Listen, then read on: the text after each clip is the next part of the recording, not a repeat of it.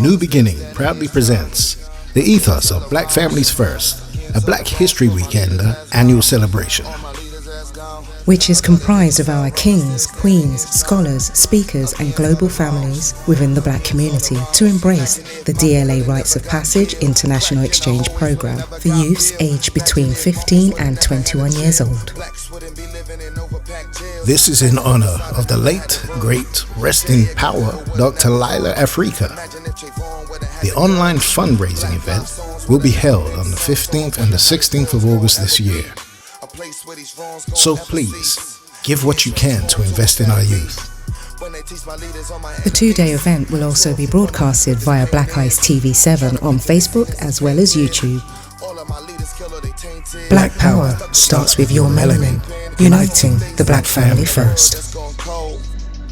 With no feeling of control, as we wonder what it is and we wonder what it was and we wonder where we'll go.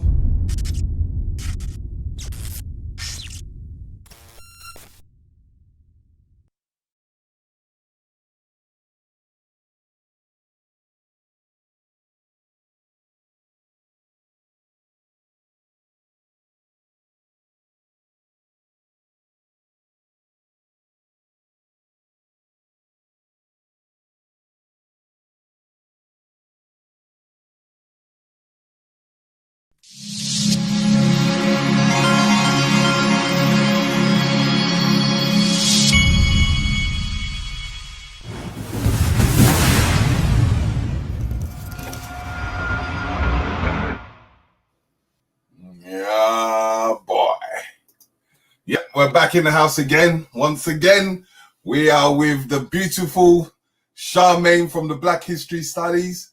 Introduce yourself to the public so they can get to know who you are. So, greetings, everybody. Apologies for the late start. There was a confusion with the link, so I was thrown out of the other link, and now we're here. So, welcome. So, my name is Charmaine Simpson.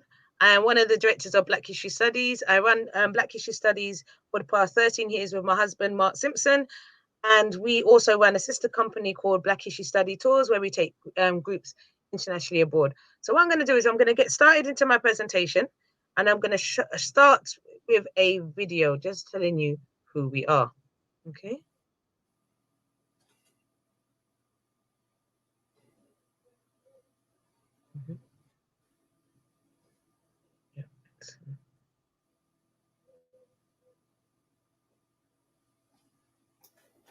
Okay.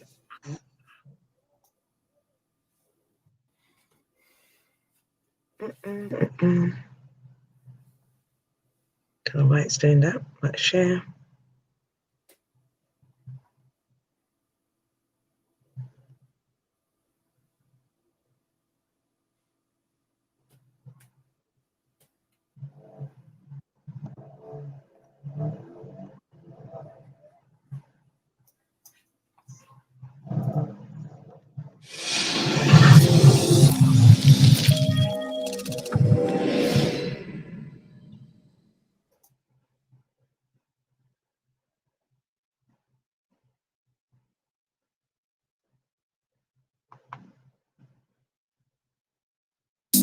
Yeah, so we are a great people. But until the story of the hunt is told by the lion, the tale of the hunt will always glorify the hunter. Sure, black people, we're in a serious situation. I know it's time for us to rebuild our nation. We can do it, yes we can, with real education. Let me introduce you to my organization. Black History Studies, knowledge is our wealth. Educating the community to educate themselves. We're doing what we can to rebuild our nation. www.blackhistorystudies.com. Black History Studies, knowledge is our wealth. Educating the community to educate themselves. We're doing what we can to unite our nation. www.blackhistorystudies.com. We come to tell you about your history to make sure it doesn't remain a mystery. And anything they have hidden, we will try to reveal. No more legacies will we allow them to steal. And what they have stolen, we're taking it back. We history, we culture, we land on all that. We're gonna make you proud to be black. We're gonna put Africa back on top. Say forward or ever, and never never turn back and gather up the youths and put them back on track by any means necessary. Foolishness, have to start at the truth. Me a talk, me not take back no chat, and that's real talk for a real situation. Mentally, we still dep on the plantation. We can change that with real education. Make I introduce you to my organization. Black History Studies. Knowledge is our wealth. Educating the community to educate themselves. We're doing what we can to rebuild our nation. www.blackhistorystudies.com. Black History Studies. Knowledge is our wealth. Educating the community to educate themselves. We're doing what we can to unite our nation. www.blackhistorystudies.com. Museum tours, and we do tours abroad so we can highlight Black people's world contribution. Educating the community to educate themselves. And knowledge of self is our destination, because the journey with the pan is not about his story. It's about our story and our emancipation. And when you find out that they have always lied to you, that alone should be enough inspiration for do go on a learning journey and learn as much as you can about your history, and then you bring it right up to the contemporary so that your third eye can see more clearly. And those who know should tell those who don't know. You have to know where you have come from, if you know where you are go. You have to know thyself in order to grow. You want knowledge of self, make I tell you how.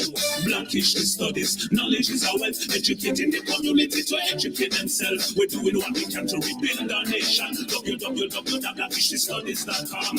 Black History Studies. Knowledge is our wealth. Educating the community to educate themselves. We're doing what we can to unite our nation. www.blackhistorystudies.com. The right education will bring emancipation, and knowledge of self will end oppression. We know want no revenge, we want retribution, cause someone has to pay for the wrongs that's been done. The right education will bring reparation, but don't think it's all about compensation. We not beg you nothing, we have we own a plan, and if you leave us, we will put it into action. So just leave us alone so we can grow on our own, and through education we'll get our reparation. And if you think that we're done, how come we just come with knowledge, wisdom and determination? Black History Studies. Knowledge is our wealth. Educating the community to educate themselves. We're doing what we can to rebuild our nation. www.blackhistorystudies.com. Black History Studies. Knowledge is our wealth. Educating the community to educate themselves. We're doing what we can to unite our nation. www.blackhistorystudies.com. We come to tell you about your history to make sure it doesn't remain a mystery. And anything they have hidden, we will try to reveal. No more legacies will we allow them to steal. And what they have stolen, we're taking it back up. Our history, our culture, Holland and all that. We're gonna make you proud to be black. We're gonna put Africa back on the top. Forward or ever and never turn back. And gather up the youth and put them back on track by any means necessary. Foolishness, have to stop at the truth. Me attack, me not take back no chat, and that's real talk for a real situation. Mentally, we still depend on the plantation. We can change that with real education. Make I introduce you to my organization. Black History Studies. Knowledge is our wealth. Educating the community to educate themselves. We're doing what we can to rebuild our nation. www.blackhistorystudies.com. Black History Studies. Knowledge is our wealth. Educating the community to educate themselves. We're doing what we can to unite our nation. www.blackhistorystudies.com. Okay, greetings, everybody. Welcome. So my name is Charmaine Simpson. The video that we just showed you here was a video that we did 10 years into our journey. We have been operating as a business for 13 years. And when our 10-year anniversary came up, we thought, you know what? Let's do something different. Most people go and do a dinner and dance and sit down and eat food and dance before. You know what? Let's do something more creative. So my husband, Mark Simpson, there came out of musical retirement and decided to put together that video. And you can see various people involved in the journey of Black History Studies. You saw the late, great Ty, who passed away recently due to complications to a coronavirus. You see other people that have interacted with us over the years. And we always show our presentation and this video before we do our presentation. So this is a second rerun of the presentation I delivered yesterday with some extra bits. I had less time yesterday, I've got more time today. My presentation I'm going to be talking about is Black is Beautiful, and looking at beauty and what we can learn from our great history. So like I said earlier, my name is Charmaine Simpson. I'm the CEO of Black History Studies, and I also run Black History Studies with my husband, Mark Simpson, and we have been married for 13 years, as long as we have run our business, and we are truly a family business. And our mission is to inform and inspire and empower people through Black history and Black studies by educating them, by educating the community to educate themselves, thereby creating a self-sustaining circle, learning circle. Okay. And what our mission is, not to spoon feed people. We want you to go out and go and do your own research and learning and come back and share what you've come across, and we can have a discussion. And this is what I'm trying to encourage through the work that we do at Black History Studies, is creating a whole generation of new historians and leaders that want to spearhead and champion our history and make this as their life purpose to share our great story. And as we speak, we're making history. So this morning, I woke up and I was delivering a presentation or children's workshop focusing on the British Black Power movement and focus on the British Black Panther Party, because August of 2020 is the 50th anniversary of the British Black Power movement and also 50th anniversary of the Mangrove 9 trial. And it's very important that we educate and inspire our young people to learn about our journey in this country, not just from an American perspective, looking at what we did over here.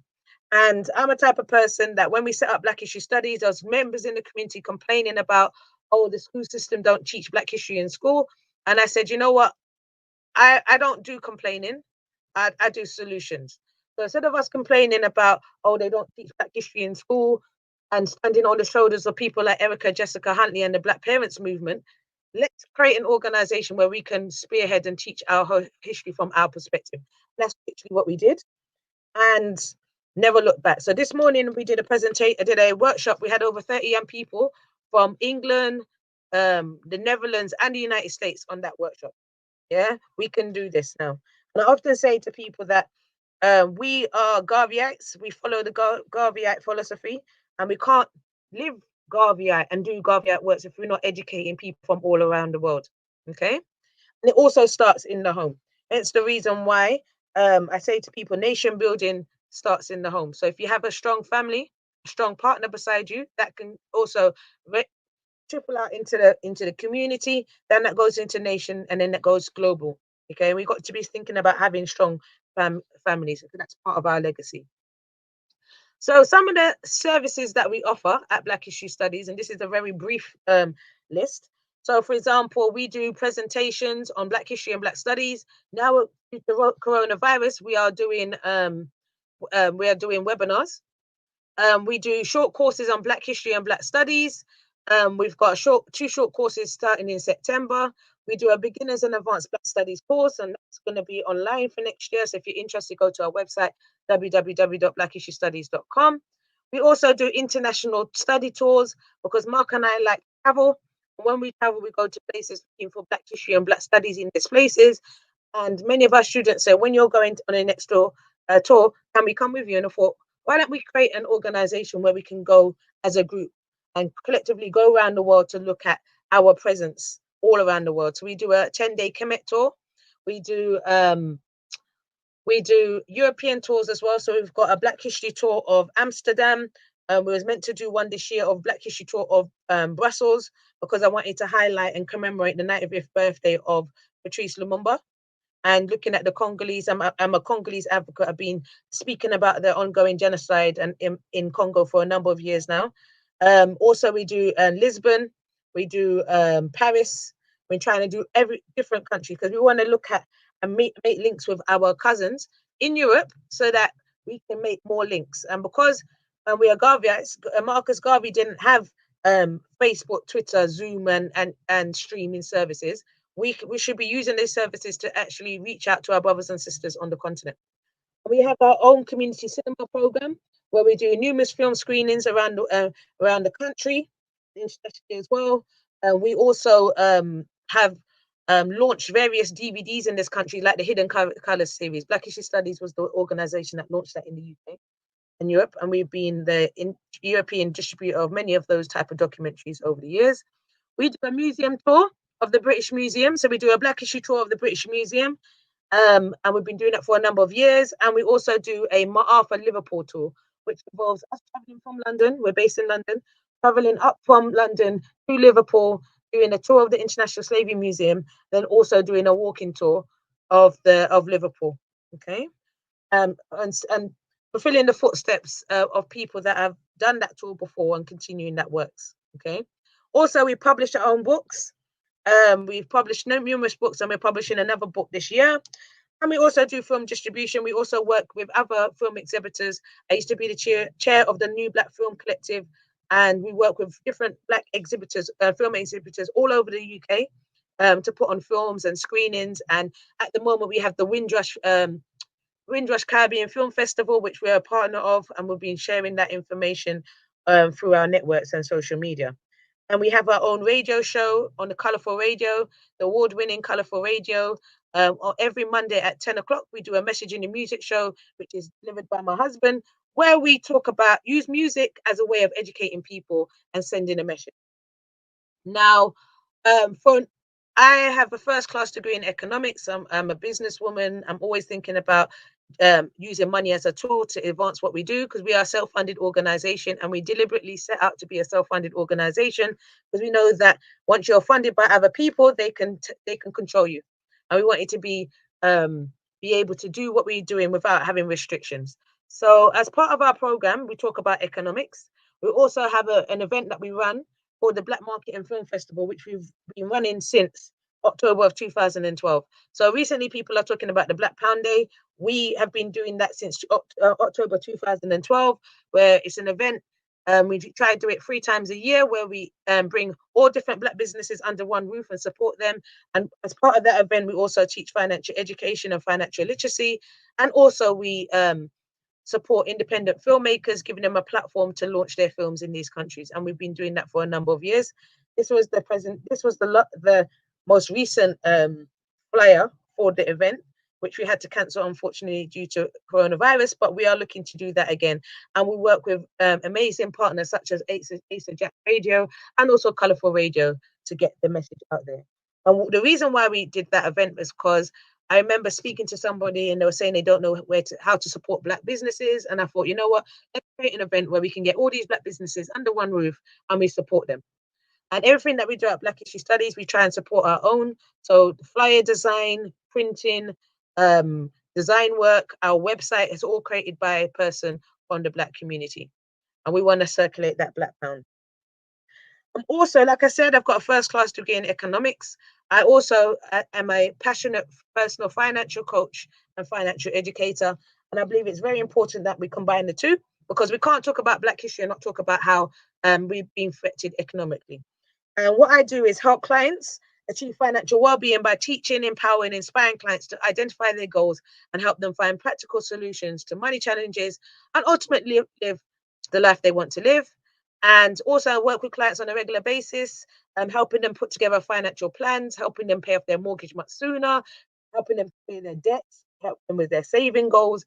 This is what I've been doing through my other sister company, the other company that I run, and my website is there, charmainesimpson.com.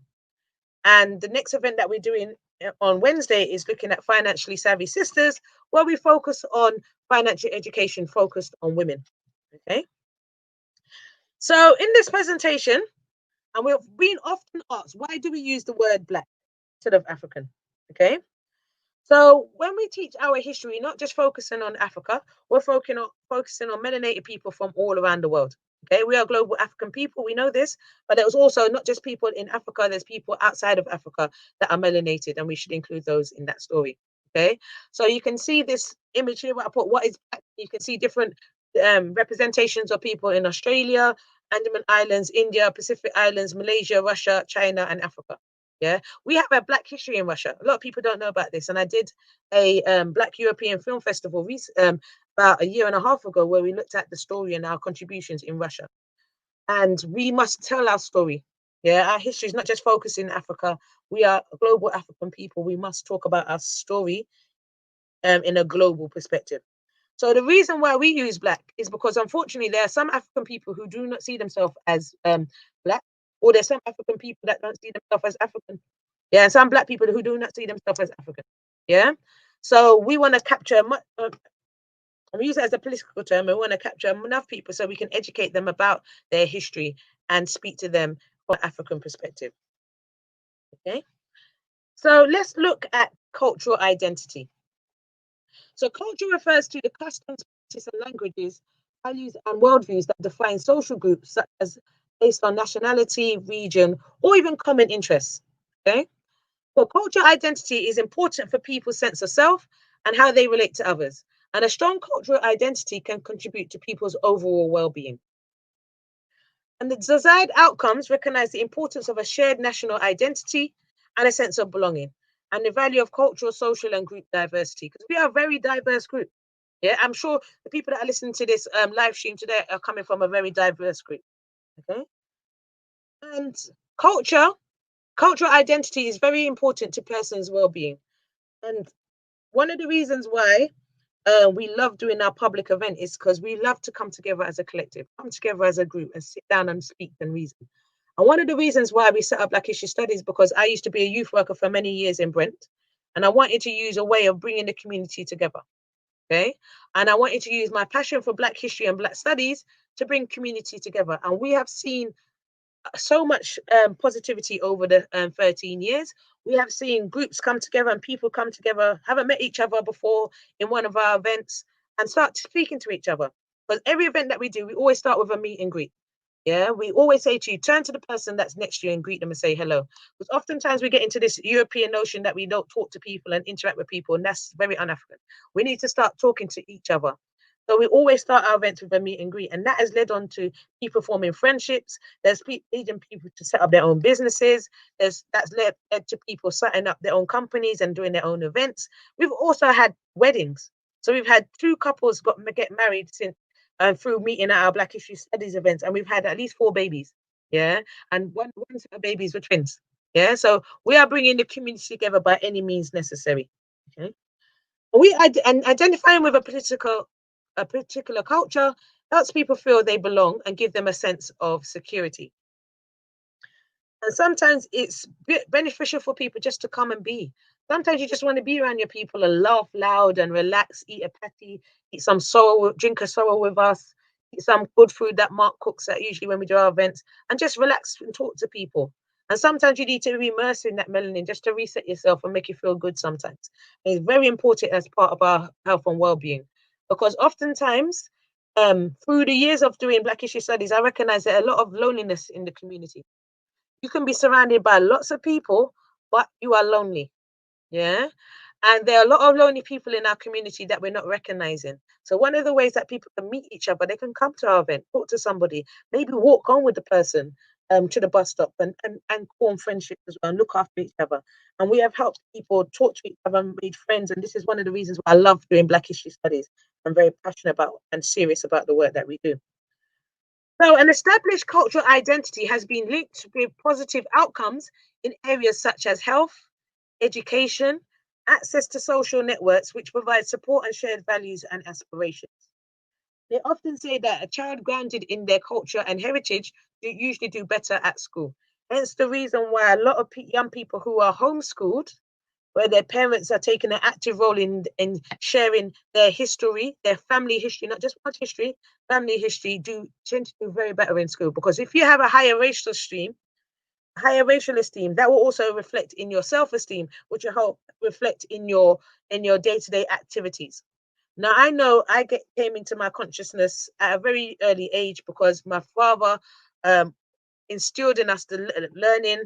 Also, he was very involved in the Rastafari community, and they also speaking about learning your history. And I was reading books like Walter Rodney and listening to songs like Bob Marley and Gregory Isaac talking about this. I want to go over the border and all these songs and listening to the words and thinking, what are they talking about Africa and Euro and all these people like Dennis Brown? All of these people I grew up on. And I got my awakening through listening to those songs and music. And music is very powerful. Okay. The person's understanding of their own and others' cultural identity develops from birth and is shaped by the values and attitudes prevalent at home and in the surrounding community. So I'm the mother of 3 daughters, all under the age of 12. And I said, when I made the decision to start my family, is I don't want to be waiting for my children to be in their 20s for them to learn their history, which most people get into their 20s, and that's when their immersion, their encounter stage. What I say to people is that this should be reflected in the home. So for this morning, I was doing my workshops. My children was in the other room listening to that workshop and interacting. Okay. I also take my children to events.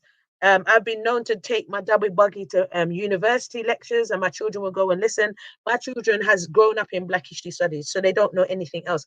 Some of their favorite uncles are Professor Les Henry and people like Andrew Muhammad, because they grow up in this environment. So you can't tell my children that the Black community ain't wonderful, because they've grown up with influential, amazing people in the community. Okay. So why is it important to know your history? Okay. So according to Malana Karenga, history is a collective record of a people shaping the world around them in their interests and images. And there is a need to study our history to develop self-knowledge and identity through history. And we must value our contribution to world history. And I often say that Black history or African history is the missing pages of world history. Okay. And often people talk about decolonizing the curriculum and changing the curriculum. There's a lot of people talking about creating a curriculum and bringing Black history into schools. Black history can be in schools, but they don't choose to pull it into the schools. Okay, we anything they cover in school, we can be in there in that curriculum because were there. So if you're talking about students, you can talk about us because we were there. We don't have to be an other. We can just be included and mentioned within the history. And this is what I often say to people, is if the school system is not willing to do it, we do it ourselves. Okay. And allowing Black people to understand that their culture is something to be valued and worth celebrating is vital to their self and racial esteem, and also their sense of identity. So Black History Studies, an organization that just pops out in February or October and disappears for the rest of the year. We do this 365 days a year. 24 hours a day. If you follow us on Instagram, follow us on Twitter, Facebook, you know that I'm posting throughout the whole night. This morning I was posting at 6 o'clock this morning about Angela Davis. So we do this throughout the whole day and throughout the whole year. And I think it's very important because our history is too vast to be squeezed into 4 weeks, and we can spread it out over the whole year. Okay. So it's also important to illustrate the richness of our history, and as a result of contributions from different cultures, communities, and people, or communities of people. We are making history as we speak. The Black Eyes TV is making history as we speak because they've got together various different intellectuals and scholars and individuals from the community to contribute to this webinar. I hope people are donating as well, because we're actually giving and donating our time to actually help raise funds for Black Eyes TV and the program that they're trying to deliver. So please donate. Okay. So to challenge ignorance and stereotypical views of the wider community regarding the histories of Black communities worldwide. So oftentimes people want to teach our history from slavery. And I say to people, our history starts at the origin of humanity. So I don't know where you're coming with the slavery argument. Our history started at the origin of humanity, and that's where we teach. Okay. And as citizens of the 21st century, we have the right to be enlightened about the world in which we live and be taught a balanced view of history. So I often say that Black history, not just for Black people, it's for everybody. It's missing pages of world history. Now, when we do our events and our webinars, it's been very multicultural because other communities have been ignorant and being misled or miseducated about our contribution to world history, and they want to know. Okay. And it's very important to know our history. So one of the courses that we've got coming up in September is a course that I'm focusing on great Black women in history. And it's going to be an online course starting from Wednesday, the 2nd of September to Wednesday, the 7th of October, online via Zoom from 7 o'clock for 2 hours. Okay. Information is on our website. You can see all the events, all the different subjects that we're going to cover. And as a woman who's leading a Black History organization, when we first started Black History Studies, I looked around and saw all the different organizations in the community and was like, where's all the women speaking about our history? There was only a few. There was a few from our past, but no one was currently doing it when I was looking around. And I said, let me put myself up to actually start teaching our history and talk about the great women that's overlooked in our history. So it's a 6-week course, and we're going to be doing different areas. We're going to look at week 1, we're going to look at the African mother goddess, the birth of civilization, because that's where our history starts. We're going to look at women in ancient Kemet. We're going to go over to queens of ancient Ethiopia, queens and great women of medieval Africa. We're also going to be looking at women resistance to enslavement. And there have been many women in our enslavement that resisted enslavement, and we're going to uncover these hidden histories, and also Black women in Britain. Yeah, we're going to focus, because oftentimes we always look at Africa and America, but we don't look at what is our contributions to this country. And our children will know all about the civil rights movement and Rosa Parks and Harriet Tubman, but what about our story in this country? Okay. So when I was sitting down thinking about what to present today, I said, you know what? Let me focus on some of the contributions of women to our world history. So I'm going to be talking about the Black heroes in the Hall of Fame. Okay. So, like I said, our history starts at the origin of humanity. So let's look at our oldest human ancestor. So our oldest human ancestor lived about 3.5 million years old. On the 24th of November 1974, a nearly complete skeleton of our oldest human ancestor was found in Hadar in Ethiopia. So Professor Donald Johanson, of the United States Institute of Human Origins suggested the name Lucy. Now, these bones were found in Ethiopia. Where are you going with the name Lucy? Yeah. So Ethiopians weren't having that. And having been discovered in Ethiopia, she was given the African name Dinkinesh, which means thou art wonderful. Okay. So what we need to do when we're looking at our history, we need to give names that reflect us. If you found something in Ethiopia, where are you going with the name Lucy? Yeah. So it's trying to give a name that, oh, it's a European name. No, we're not doing that. Okay. And here is an image of Australopithecus afarensis, nicknamed Lucy, but we call her Dinkinesh. Okay, and this can be found in the National Museum of Ethiopia in Addis Ababa. Okay, if you're listening from Ethiopia or you've got plans to travel to Ethiopia, go to the National Museum and see what's in there. And I do encourage people, when you're traveling, go to the different museums, document, get the books, bring in information and share it. Okay, so another Shiva we're going to look at, or a deity, or the first known image of a deity, we're going to look at Ta'ut. Okay, and this is the first known image of a deity, and this is also called Great Mother Earth, and it's the first known image of a goddess. And Mother Earth is known as a sustainer of life and a creator of life. Okay, so she is depicted as a pregnant hippopotamus with human breasts, hind legs of a lioness, and a tail of a crocodile. Yeah, and I often laugh at this because we've got similar bellies. Okay, so then let's move on from images of goddesses, and let's look at some of the great female builders in our history. The first person that we're going to speak about is Queen Hatshepsut, and she lived in 1650 to 1600 BC. And Hatshepsut was the first female pharaoh of ancient Egypt. Okay, so within her reign, she didn't want to reign as a woman or rule as a woman. She wanted to take on the male title of pharaoh.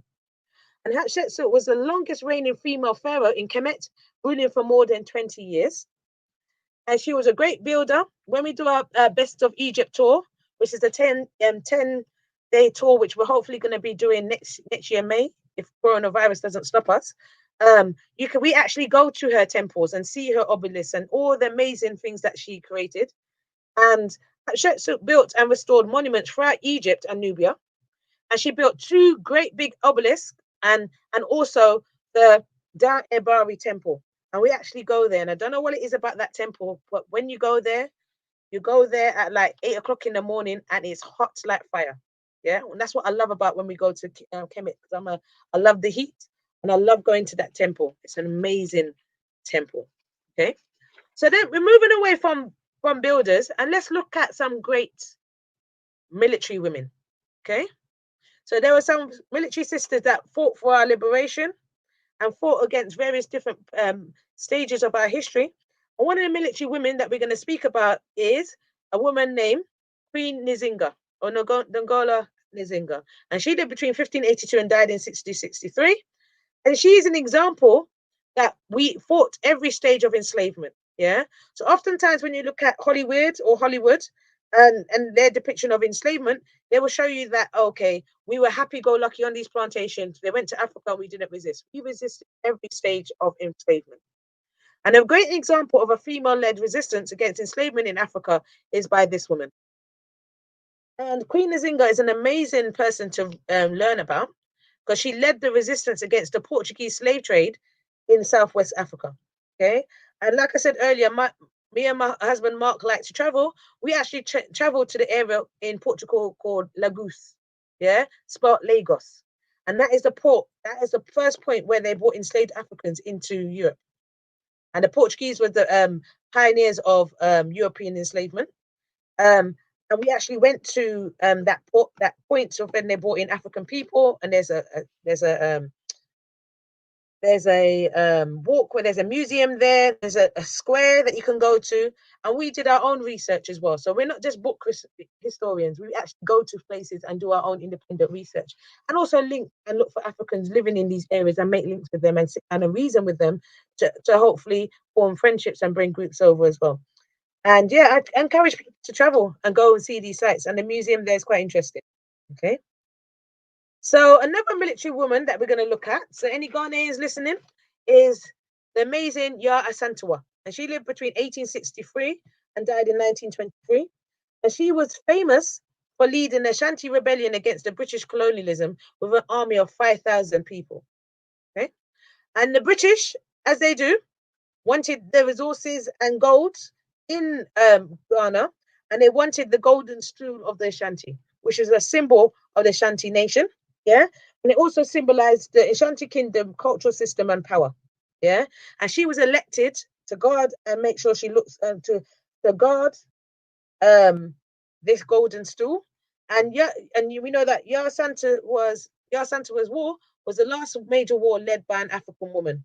Okay, and it's amazing history to learn. So I don't go into too much depth about these people because I want you to go out and do your own independent research as well and come back to us. So then we're going to look at some other freedom fighters that fought for our liberation. And we can't not talk about freedom fighters and not mention the Haitian Revolution. Okay.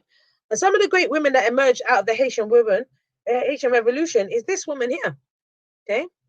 So Empress Marie Claire Maurice Felicity Bonheur Dessalines is the great wife of Jean-Jacques Dessalines. And if you know about the Haitian Revolution, people like Toussaint Louverture, and then you got Jean-Jacques Dessalines and how they contributed to the Haitian Revolution, you'll know that they were just working by themselves. They also both had wives working together with them. Okay, so she was the first lady of Haiti and indeed the first African empress to rule a country in the Western Hemisphere. Okay, some of the contributions that we know that she made to world history was that she took care of the soldiers of the prisoners of the Revolutionary War. So she was actually administering medical help and support to people that were wounded in war. She also is known as the first Red woman, as the first Red Cross, because she was doing that work. She also marched to the front line alongside her husband during the War of Independence in 1804. And oftentimes, when we listen to narratives, that they often say that we Black men and Black women are often at war. No, we're not always at war. We've always been together side by side on the battlefield, fighting for our liberation. And we need to be thinking about that and how that can inspire us in terms of our relationships outside of this webinar today. So another freedom fighter that contributed to our history in terms of enslavement and much more is a freedom fighter, Harriet Tubman. Yeah, and she lived between 1819 and died in 1913. And she is perhaps one of the most well-known of all of the Underground Railroad conductors. Okay, and Harriet Tubman is a very interesting person to learn about. She was also an example of somebody who had the disabilities that also also contributed to our history. Because we know that through my research, when she was younger, a enslaver threw a metal weight and it hit her in her head, and that led her to develop a condition called narcolepsy, where she would black out. And even though she had that disability, she was still able to make during a 10-year span, make over 19 trips into the South to liberate Africans from the plantations and escort them to the North for freedom. And we know that she was able to free over 300 enslaved Africans for freedom. Okay. And during the American Civil War, Tubman became a soldier, spy, and also a nurse.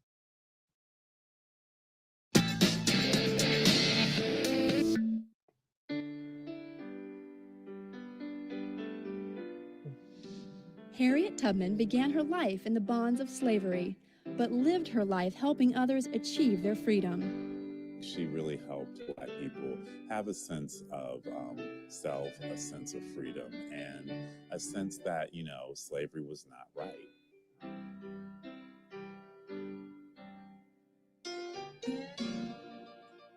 Araminta Harriet Ross was born into slavery around 1820 in Dorchester County, Maryland. As a child, she was loaned out to different plantations. By the time she turned 12, she was working in the fields. When she was a young teen, she suffered a severe injury which would affect her for the rest of her life. A slave owner threw a metal weight at another slave and accidentally hit her in the head. For the rest of her life, she suffered epilepsy, terrible headaches, but she also had these strange visions, which she ascribed to God communicating to her. And she took these visions as a symbol of her mission, like Moses, to go and free her people. In 1844, she married John Tubman, who was a free Black man, a fairly common occurrence in Maryland. Harriet was determined to escape her life of slavery, and in 1849, she finally did it. She risked her life by making her way from Maryland to Philadelphia. She followed the North Star and used the so-called Underground Railroad to make it to freedom.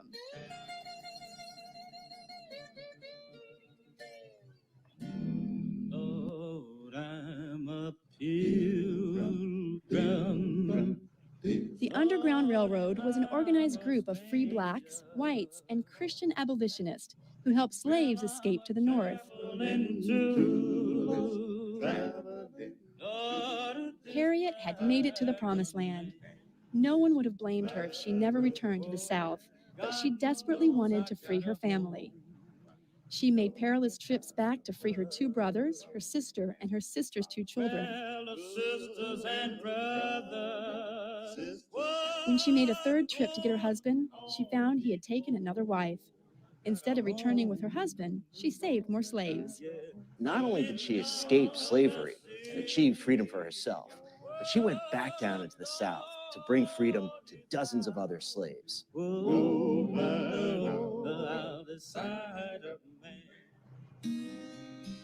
Harriet was clever as she was brave, figuring out countless tricks to bring many slaves to freedom over the next several years. The fact that she developed these paths and trails that took people through the country, and they traveled at night, and they used quilts to have secret codes and know the paths, and then to bring people north across the Mason-Dixon line into Ohio to find freedom. So she was a pioneer, and I think a very, very strong woman. Her legendary status as an Underground Railroad conductor earned her the nickname Moses. Well, I think Harriet Tubman's name, Moses, comes from Moses from the Bible, leading people to freedom. And it's a very, very proper name, I think, for her, and one that she definitely lived up to.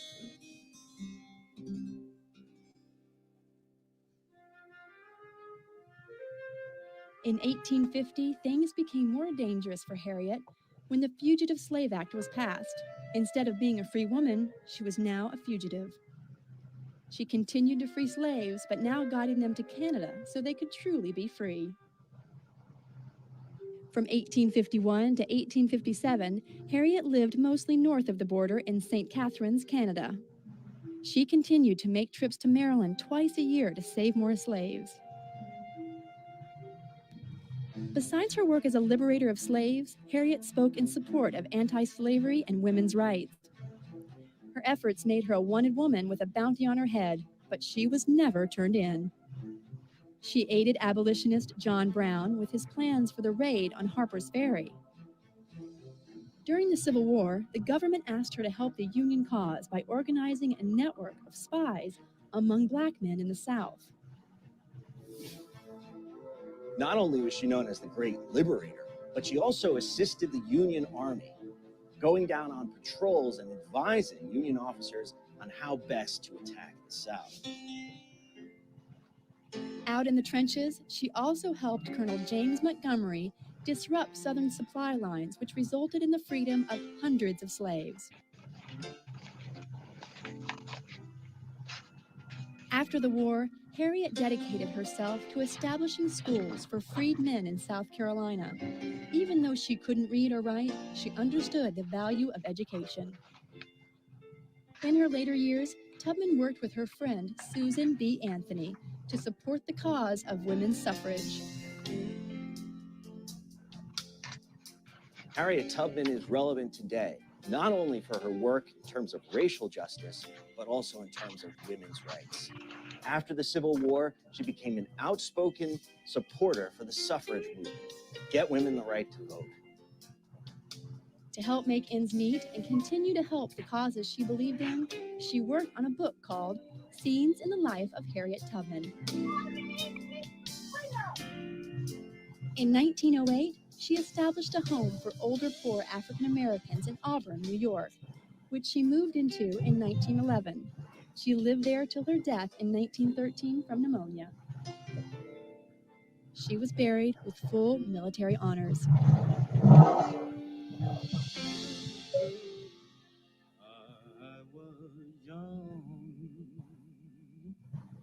But I remember.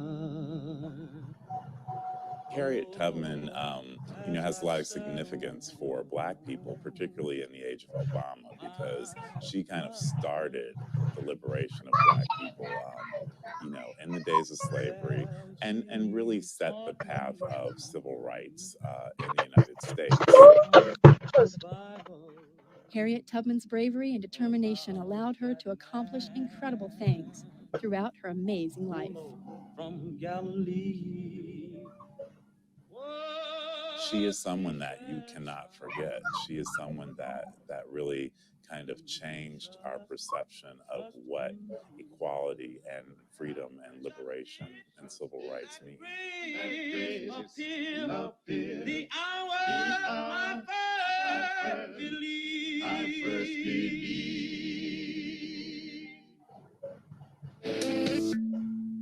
Right, family. So I love, and people who know me, I love super sisters like Harriet Tubman. And one of the things when I watch these videos, it's all about language. They kept saying slaves, slaves, slaves. Yeah, and language very important. She wasn't a slave, she was enslaved.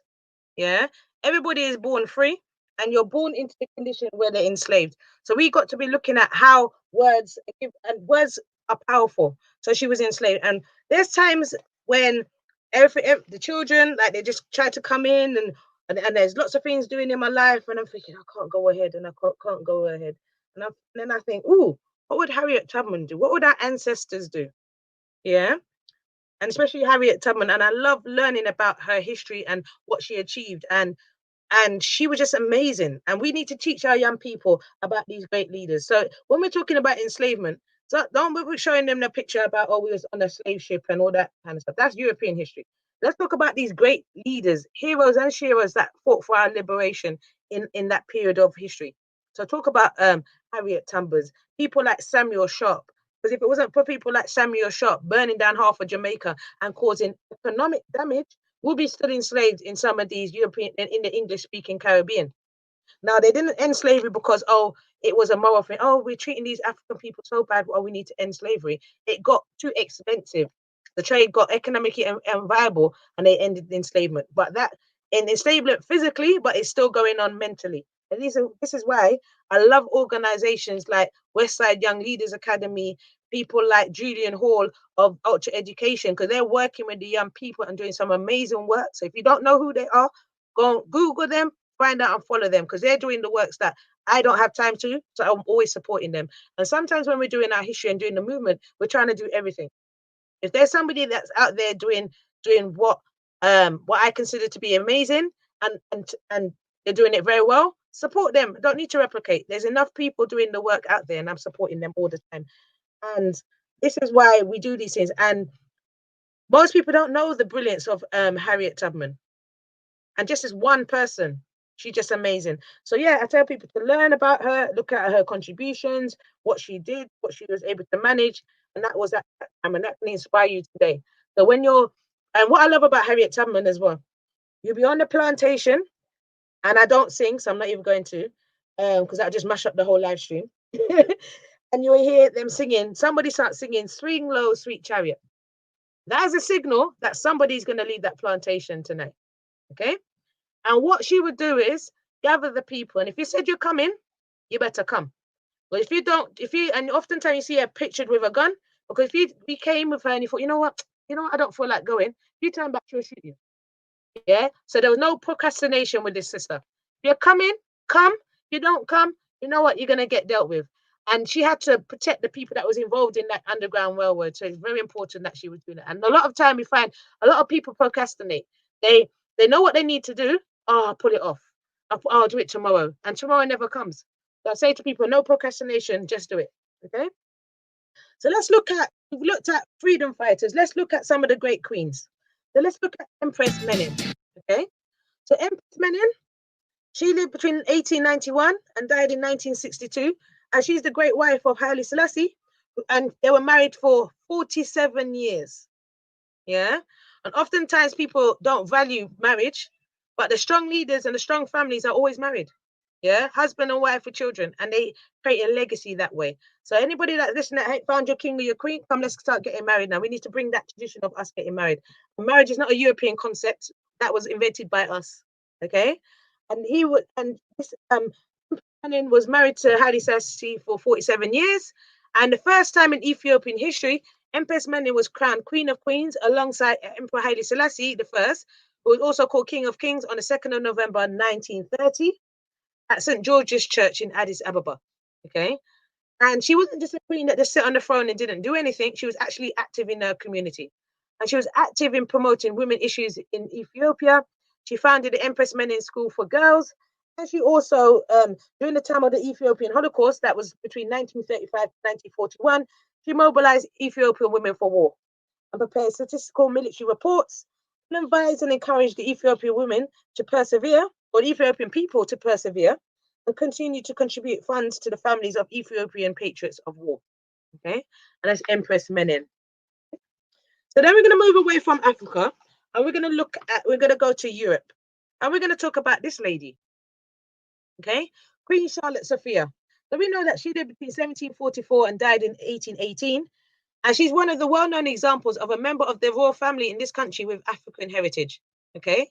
And what I love about Queen Charlotte Sophia, there's not one image that's alike of this woman. There are so much different images. And because of her African heritage, and depending on who painted her image, some of them had less African features than others. And that was deliberate. Okay. Because she was against slavery at the time and spoke out against it, and because she's got African heritage, you don't want to tell the wider public that she got African heritage, so they kind of whitewashed her image. Okay, and Queen Charlotte Sophia married King George III of England on the 8th of September 1761 at the age of 17 years of age, becoming the Queen of England and Ireland. And King George III was the famous king that went insane. Or the Mad King George, that was that same King George. They had 15 children. Yes, family, 15 children. Yeah. And their fourth eldest son was Edward Augustus, Duke of Kent, who later fathered Queen Victoria, who is the longest reigning monarch in British history. Okay. So we're talking about Queen Charlotte. What was her contributions to Britain? So she was an amateur botanist, and she helped to establish Kew Gardens. So a lot of people don't know that Kew Garden is actually created by this queen. Yeah. And also within establishing Kew Garden, she brought various different flowering pots from around the world. And one of the ones she introduced was a Strelitzia reginae, which is also called the bird of paradise, which is a flowering pot from South Africa, which is there. Okay. So all my green finger family, especially our Caribbean folks, we know these pictures, these plants, very beautiful and very colorful. Okay. Like us. And did you know that she also introduced the Christmas tree? Yeah. So she introduced the Christmas tree to England, who had the first indoor tree to mark the festive season at Queen's Lodge in Windsor in December 1800. Yeah. And if you have 15 children, you're going to need some maternity care. Okay. So the Queen Charlotte Maternity Hospital is in London and has been there since 1739 and was set up as a charitable institution, and it's the oldest maternity care institution in England. Okay. So then we move away from from great queens, let's go and look at some great wives. Okay. And they weren't just wives to various leaders, they also contributed to world history in their own right. Okay. So one of the queens we're going to mention is Amy Yates Garvey. Yeah. So Amy Yates Garvey is the second wife of Marcus Mosiah Garvey, who was devoted to national liberation struggles of African people.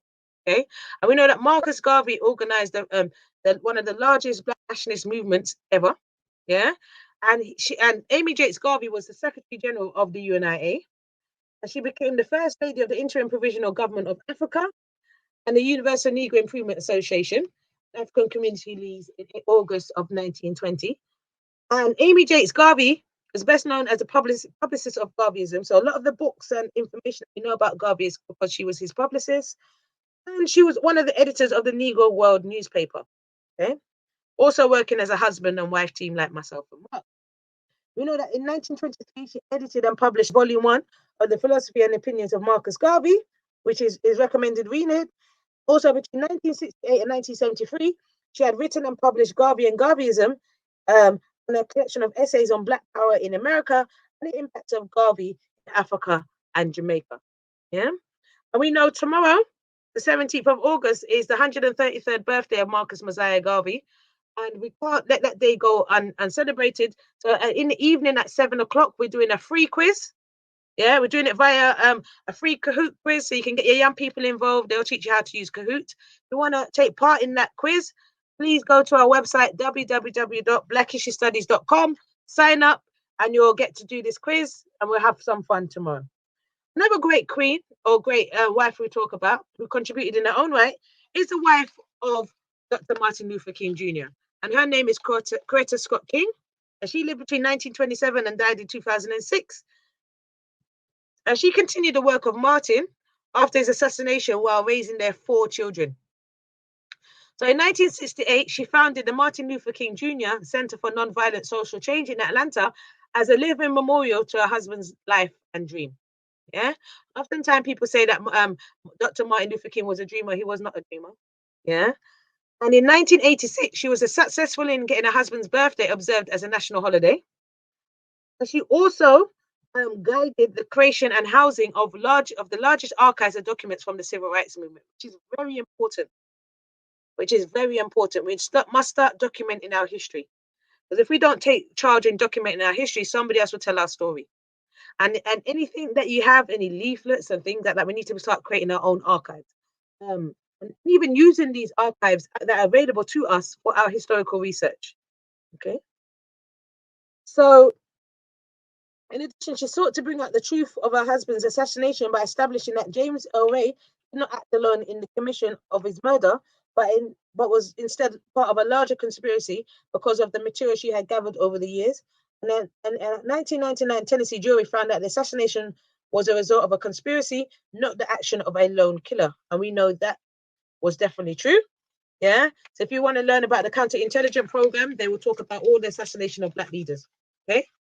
So another great queen that I always big up and talk about in my presentations, because I'm actually standing on the legacy on their shoulders, is Jessica Huntley. And she lived between 1927 and died in 2013. And Jessica Huntley was born in Guyana and came to Britain in 1958 to join her husband, Eric Huntley. And in 1969, Erica and Jessica Huntley founded the groundbreaking publishing house Bogle Overture Limited and later opened a bookshop under the same name. And this is very important. Yeah, knowledge is power with action. Yeah, control the information, you control the narrative, you control the people. And them opening up in the bookshop at that time was powerful. They were attacked by racists. They had dogmas put through their letterbox, graffiti sprayed on their shop, but that never stopped them. Okay. They used that shop as a meeting place for Black intellectuals at the time. They used that bookshop to publish books by the late great Walter Rodney in his book How Europe Underdeveloped Africa and various other books, and introduced those to the UK public. They were also a pioneer of the Black supplementary school movement of the 1960s and 70s.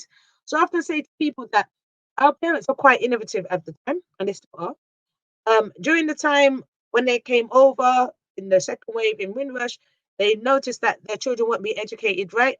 They didn't complain. they got active and got together, and they put together supplementary schools. And she was one of the pioneers of the supplementary school movement.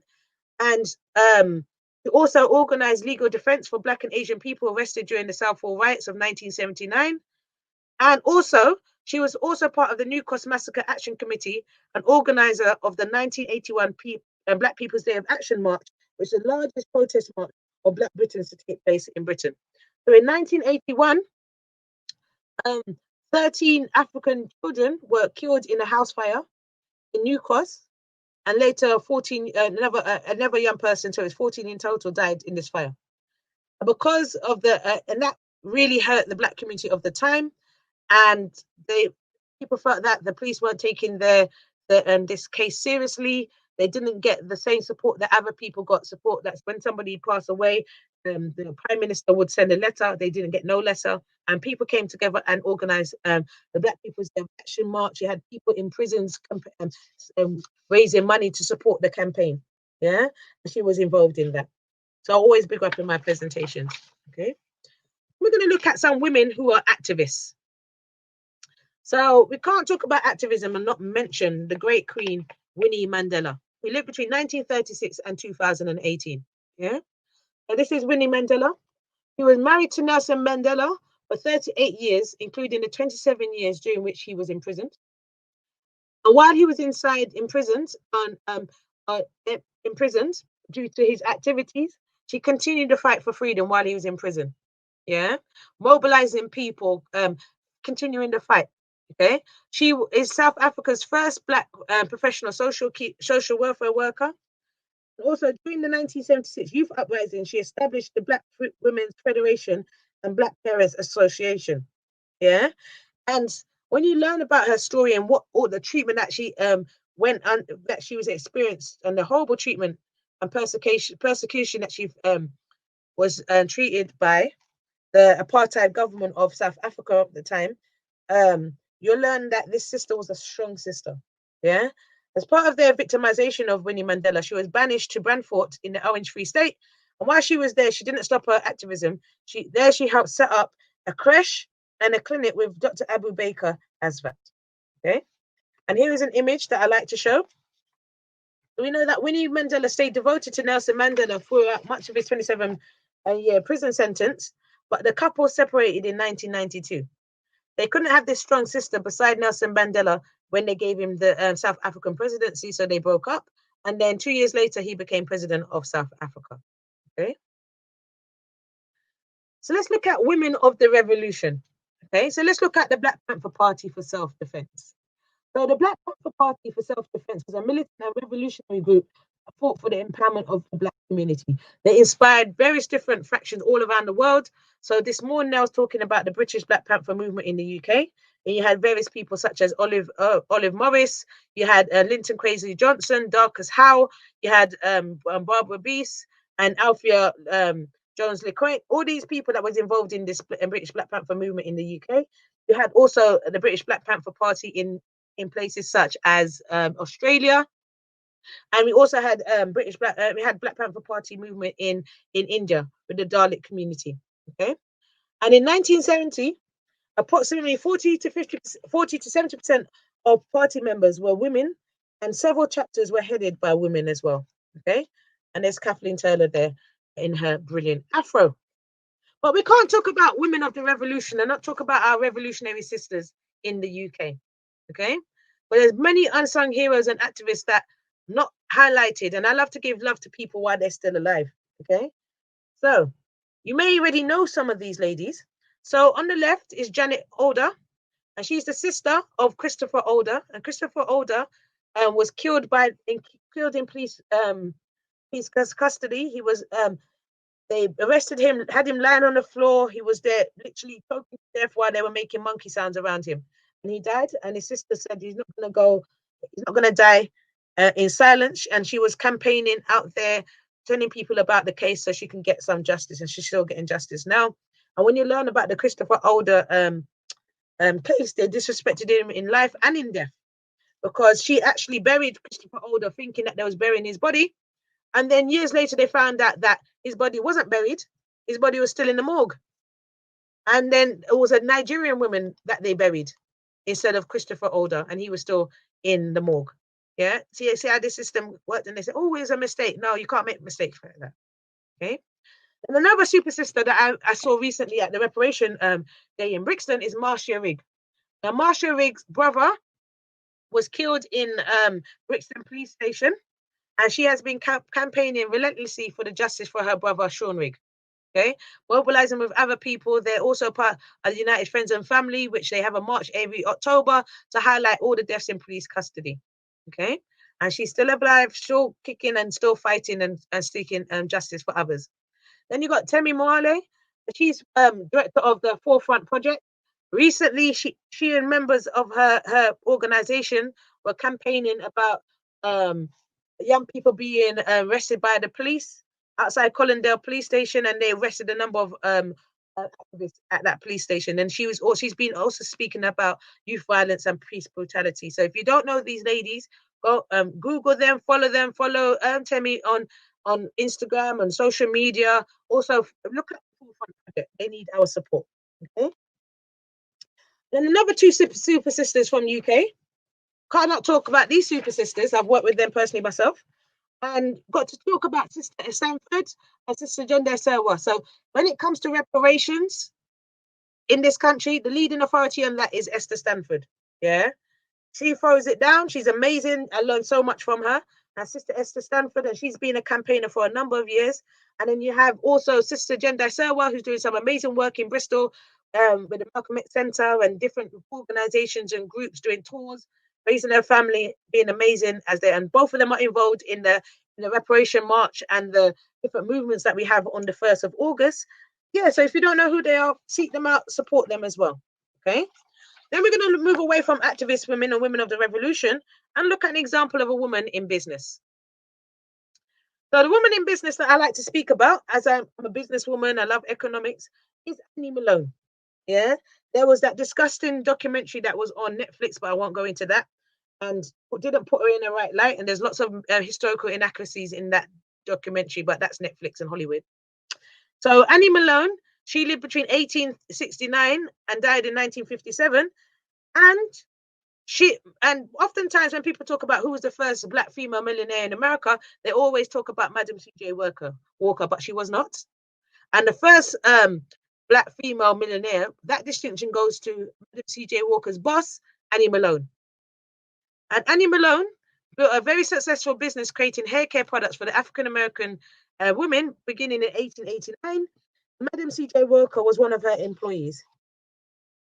And in 1918, Malone established Poro College in North St. Louis, a trade school, trained beauticians and barbers, as well as secretaries and bookkeepers to work the marketing side of the business. Anybody that's in business knows that marketing is very important. And by 1920, she totaled $14 million in assets. 1920, $14 million. And Poro was so successful that by 1930s, Malone was one of the wealthiest African-American women in the world. Okay. On August 9th, 1869, Annie Minerva Turnbull was born in Metropolis, Minnesota, to parents Robert and Isabella Turnbull, the 10th of 11 children of former slaves. She and her family lived on until her parents died. She was then raised by an older sister in the nearby city of Peoria, Illinois. As a child, Annie endured a lot of diseases, causing her to miss many days of school. As a result, she did not complete high school. Despite her setbacks, Annie's spirit was not broken. Little did she know she was about to change the world one hair follicle at a time. She became interested in hair care while becoming the stylist for herself and her sisters. She learned that different people can have different textures of hair. Particularly, she became interested in the different textures of hair that African American women possess. She learned that African American women at the time were interested in straightening their hair. While living in Brooklyn, Illinois, Annie used her knowledge of chemistry and natural herbs to create a straightening product for African Americans that did not damage their hair and scalp. Before she created her product, people used various harmful chemicals and animal fats to straighten their hair. Because of the success of the straightening solution, she was able to open a storefront in Brooklyn, Illinois, and continue to build her brand. Her next move was to introduce her new product, the Great Wonderful Hair Grower. She also developed and introduced the straightening comb to the hair care industry, something she is rarely credited for. Annie would move her business to St. Louis, Missouri in 1902, where she would begin hiring and training assistants to work with her. Because of their race, Annie and her assistants did not have access to the traditional distribution systems of the day. That did not deter Miss Annie. She began telling her products door to door, providing demonstrations and educating her clients about her products. Because of her efforts, Annie and her product found success, and the legend was born. Her Poirot hairstyling method was in demand and becoming a thriving business. She named her products and her enterprise Poirot after a West African devotional society dedicated to health and spiritual growth through discipline. She would copyright her Poirot brand to protect her name as her product became more and more popular amongst African Americans in St. Louis. Annie was very ambitious and confident in her products, so she decided to sell her product nationally. She traveled throughout the South, stopping at Black churches and community centers, holding demonstrations and gaining customers. She would also hold press conferences and take out ads in Black newspapers to promote her Poirot brand. A part of her strategy was to recruit and train Poirot agents throughout the country to help promote her brand and grow her industry. A little known fact is that Madam J. Walker was one of Annie's recruits, who later became very successful in the hair care industry. It is said that Annie was upset that Walker developed products very similar to hers after learning from her as an agent. Walker's products led Annie to copyright her Poirot brand and products. Madam C.J. Walker is often credited with being the pioneer of the Black hair care industry and the creator of the pressing comb. But it was Annie Malone who first created the industry and the pressing comb, which gave Walker the knowledge and the platform to create her products. In 1914, Annie married Mr. Aaron Malone, a school principal and ex-Bible salesman who would help her realize her dreams even further. The Malones dedicated themselves to empowering the people in their community. In 1918, they opened Poirot College, a place where African Americans can gain an education and skills to build an industry for themselves. The college served as a meeting center for the Black community, and it also provided a thorough education in the hair care industry. Both males and females were allowed to learn at the college, which was valued to be worth over $1 million. Annie was a very generous person. Her success meant others would benefit from her blessings. Her college employed 175 people. Her industry employed 75,000 women internationally. Her net worth was valued at $14 million in the 1920s. She was known for living a modest life and giving away large sums of her money. Annie was known for supporting the college fund for 2 students at every historically Black college and university in the country. She donated $25,000 to Howard Medical School during the 1920s, and she also donated money to the Tuskegee Institute. She gave $25,000 to help build a YMCA for Black children in St. Louis, Missouri. She would give her employees and family gifts of money and assets to help them buy land and build wealth. She raised money for the reconstruction of an orphanage for Black children, which was renamed the Annie Malone Home. Despite her generosity, Annie was a victim of financial ruin. The inexperience of her financial team led to a loss of money and assets and a legal fight to retain her Poirot enterprise. During the turmoil, Aaron Malone filed for divorce and demanded half of the business. Annie received support from her workers, customers, the press, and Madam C.J. Walker, which helped to retain her business. Annie moved to Chicago in 1930, but continued to face financial troubles, lawsuits, and tax problems. The Poirot enterprise eventually folded, and the legend of Annie Malone faded with her business. Annie died at the age of 87 in 1957, having lost the legacy that she built. Madam C.J. Walker would go on to become known as the pioneer of the Black hair care industry and the first African-American female millionaire. Truth be told, if it were not for Annie Malone, the Black hair care industry would not exist. Annie Malone used her God-given abilities and the skills she acquired from her aunt and her chemistry background to create a hair straightening product that would literally change her life. Poirot College was a training ground for many successful African-Americans who were able to guide the world with their talents. Miss Annie Minerva Turnbull Malone, we proudly stand on your shoulders. So, greetings, family. So, I like to look at Annie Malone and look at, especially as a businesswoman, the do's and don'ts. Also, we have got to look at Annie Malone in the context of time. So, beauty at that time was having straight hair, pressed hair. I can't sit here and say that my hair's never been pressed. I have bum length style. And when you know more, you do better. Yeah. So, and I love the fact that nowadays you see a lot of people embracing their natural hair and their natural beauty, which hasn't been a common thing. Yeah, and I don't fight my weave wearing perm hair sisters. Everybody's on their journey, just that my journey is not that. Okay, so why I always talk about when I do in this presentation, why have I called it Black is Beautiful? Yeah, we need to recognize that we are beautiful. No matter what the media is telling us, we are beautiful people. We're abundant people, not sufferer people. We bring the energy, the life, the pizzazz, the creativity to life. Yeah. When you look at England and our contributions to England, before our elders came over in the Windrush, England was dry. But we brought over music, we created music, we had different movements, the sound system movement, all of these things we brought over. So why are we not looking at ourselves in a positive light? Even though other people with their agendas want to look at us and tell us that we're inferior and this, that, we don't have to believe that. Once we know it in ourselves, that's better. And I think I read in a comment somebody mentioned about reparations. Now, reparations, what we do at Blackish Studies is repairing the damage caused by the lack of knowledge of self. And people have different notions on reparation. Reparation is not about money, getting resources and things like that. That will be beneficial, but we need to know knowledge of self. Because if they was to give us reparations now, a lot of that money will go back to them if they was to give money. I don't want the money. Yeah, there's other things I'll be demanding. So what we're doing here at Blackish Studies is repairing the damage that has been caused by not knowing ourselves, not knowing our history, and loving our blackness and loving our Africanness. Okay. So why is black beautiful? Because it is. Yeah. So Black people are a very diverse group of people. Even the people that are listening on this live stream today, we are very diverse. We don't all look the same. We are the oldest people on the planet. We come in all shades of skin tone, and we can go from being black, blue, black to albino. Yeah. We have broad noses and straight noses. Okay. We also have all types of hair, from straight to curly. Yeah. And I don't we'll use the word nappy and all those different words. We have and I make no we have different knowledge words that we use, and words are powerful. Yeah. And speak abundance into our life. And make no apology for loving my blackness. No apology at all. And I celebrate the range of blackness and black beauty that I see in the community as well. Okay.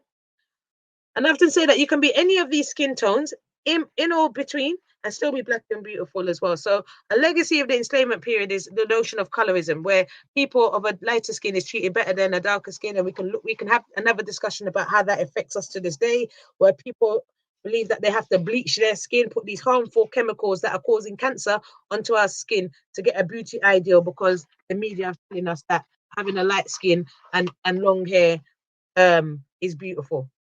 And oftentimes, especially myself, I had to challenge my grandparents, my grandmother and her long hair obsession.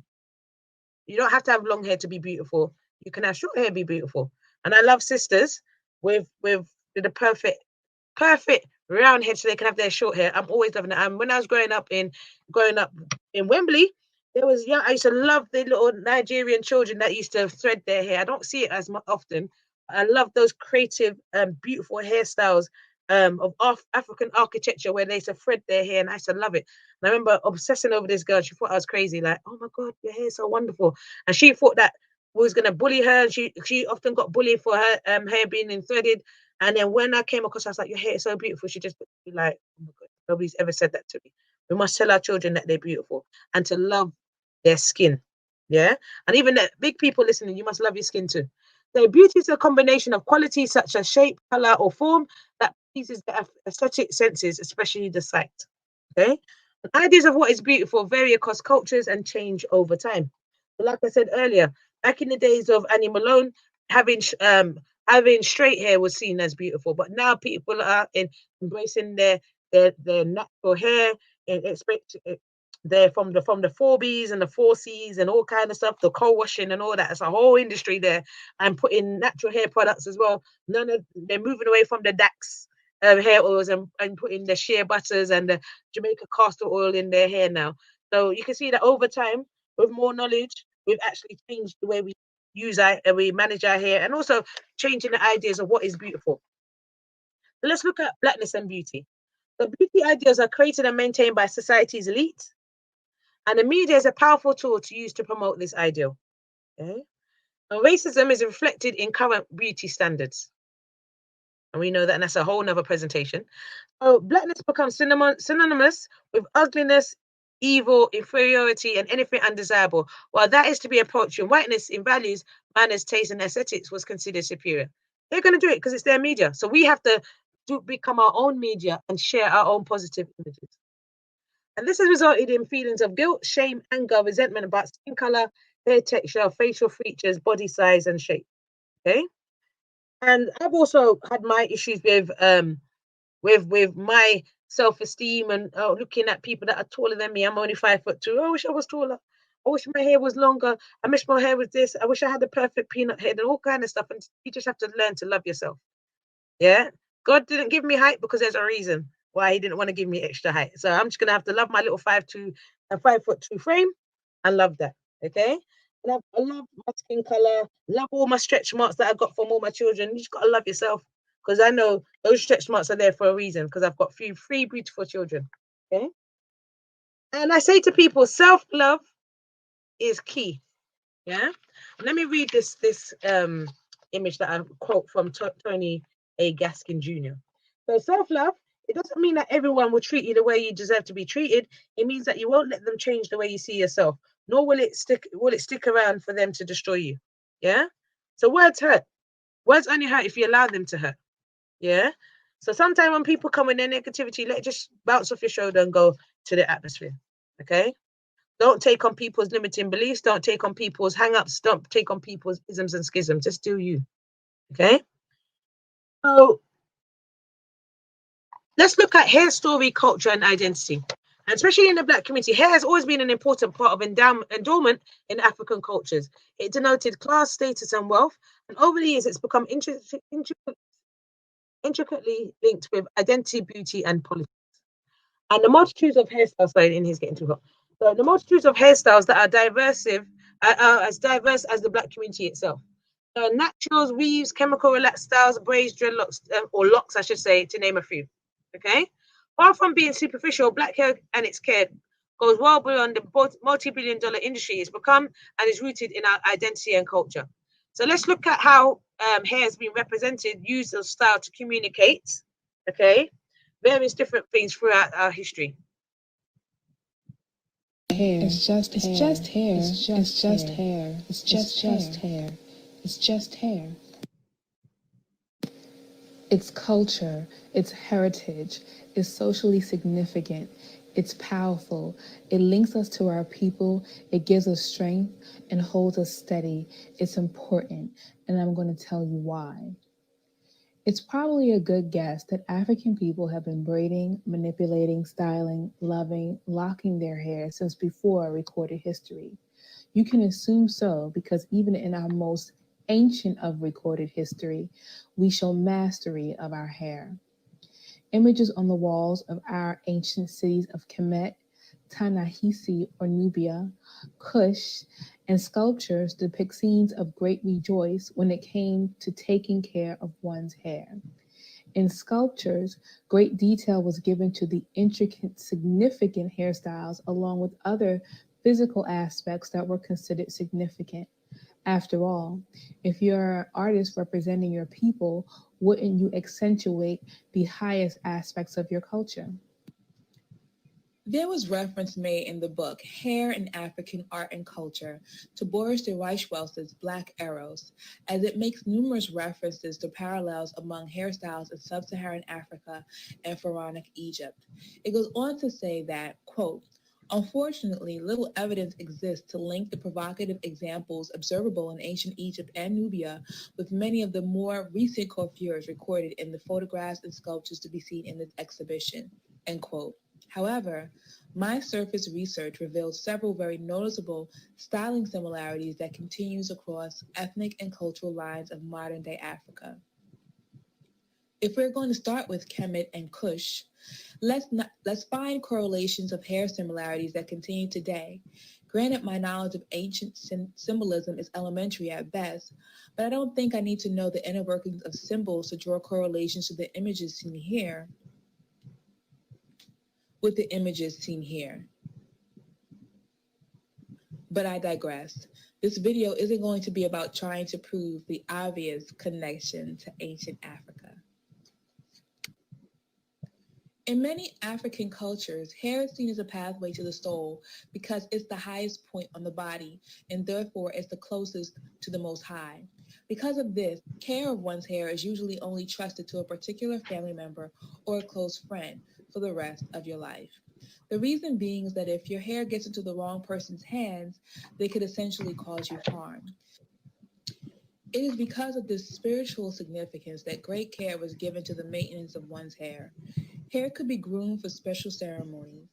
In traditional African spiritualities, ceremonies and rituals are done to recognize deities, ancestors, the Most High, and are even done for special times in one's lives. During rites of passage ceremonies, hair would sometimes be shaved or cut into designs, braided, twisted, or structured. Our hair is considered as the proof, the mark of God's design, and thus is always integral in spiritual life. And it is something that is instilled from birth. Fontanel hair, for example, or patch of hair that is left on the softest part of the baby's head, serves as protection against bad spirits. Throughout sub-Saharan Africa, the cutting of a child's hair for the first time demands ritual. The baby's mother carefully keeps the cut hair in a basket, which is justified by the fear that hair, likened to the soul, may fall into the wrong hands. However, design isn't always singular. In many cases, it serves a dual purpose that straddles spirituality and ethnic identification.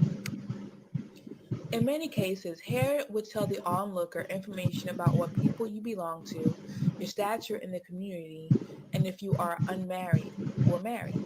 For instance, young Pule or Fulani girls wear very tight longitudinal braids going from forehead to nape, falling down the shoulders and the back, while transversal braids emerge from the side of the head. Adolescent Fulani girls have tight braids separated by symmetrical partings and a coiled tuft on either side of the head.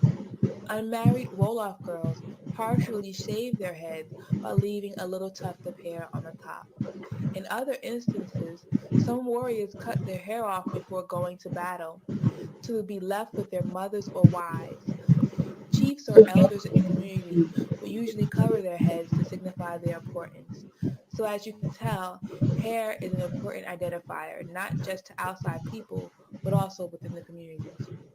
Next, let us examine the quote unquote stuff that is used to obtain the optimal appearance of many of today's hairstyles.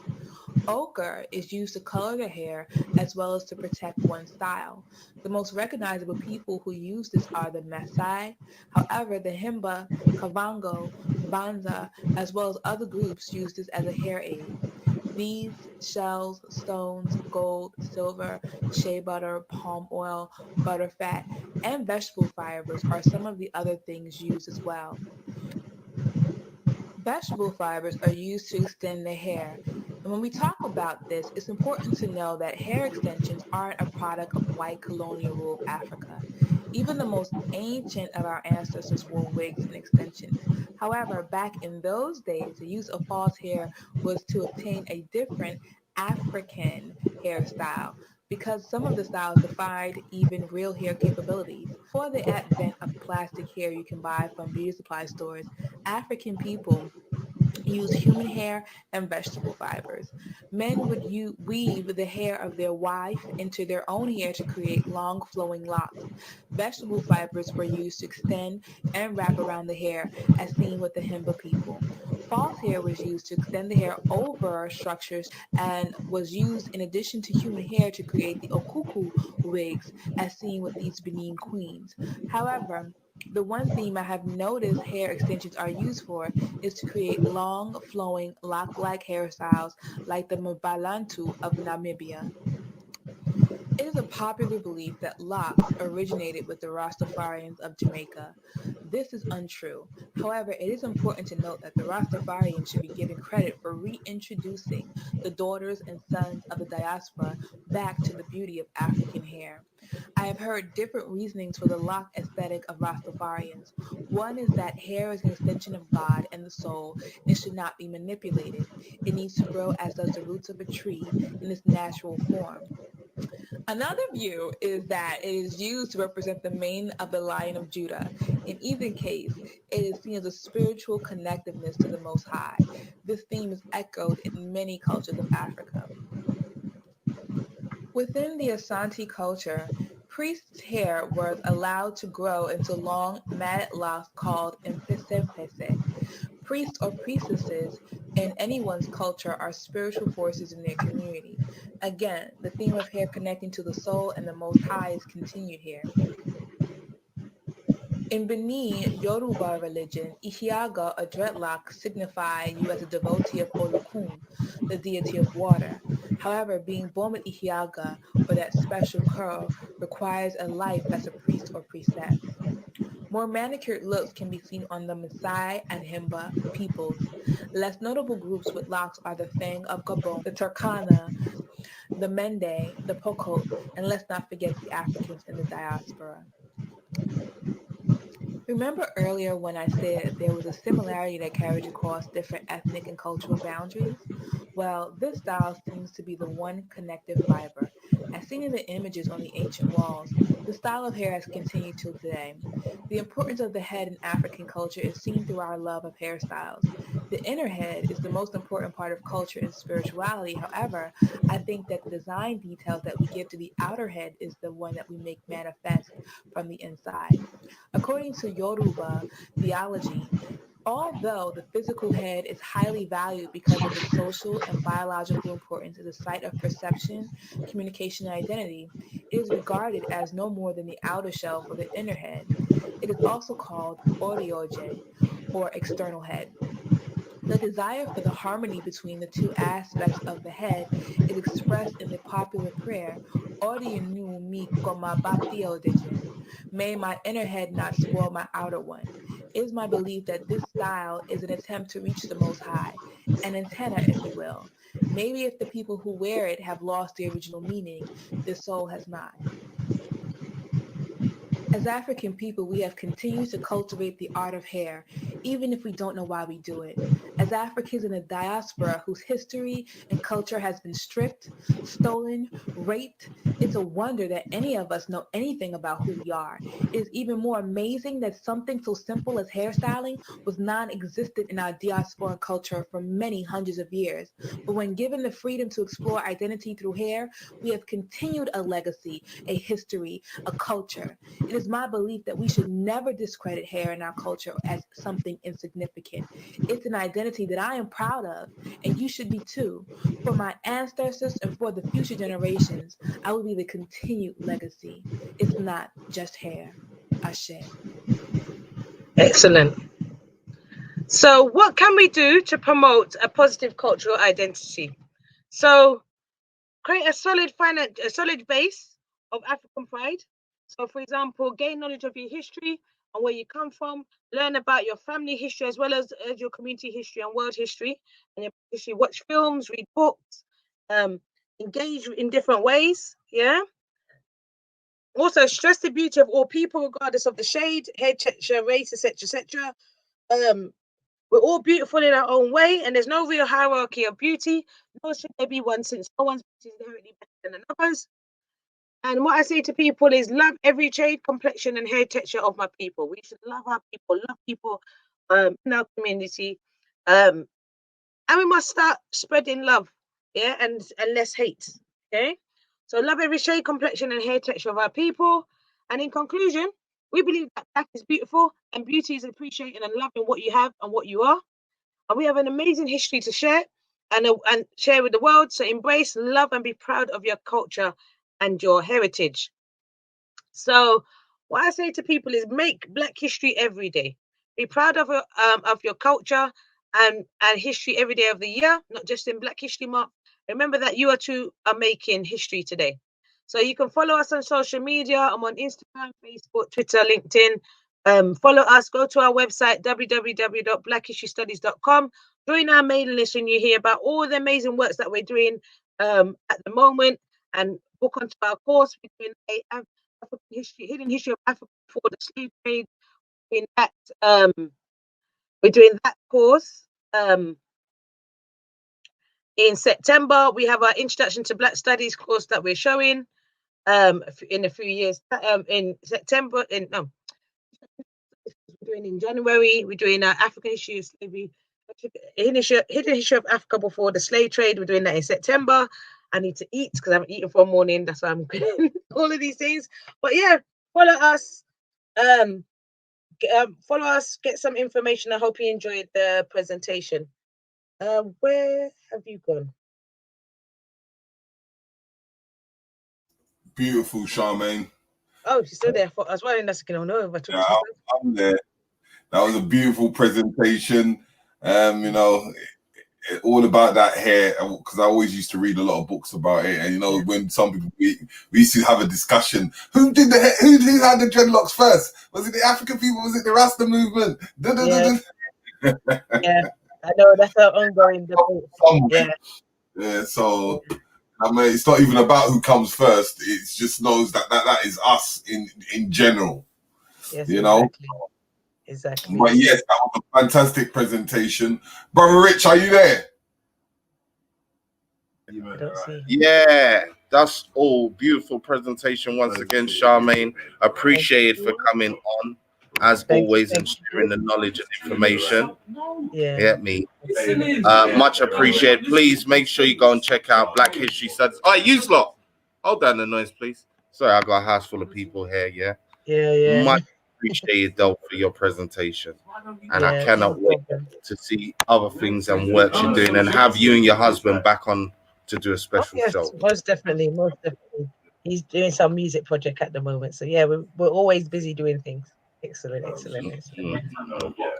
Thank you very much, everybody, and hope you enjoyed the presentation. Thank you. Thank you. We should be having Manhood Academy in the house. We're just waiting for them to come in. And they should be in the house in due time.